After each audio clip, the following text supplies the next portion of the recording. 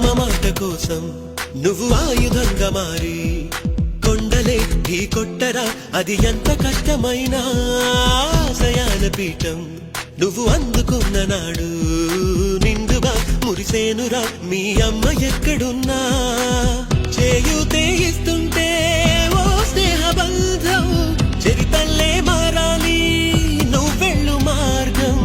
నీ ప్రతిభే చూపించే ఆ రోజు కోసం ప్రతి అణువు కావాలి నీ వెనుక సైన్యం.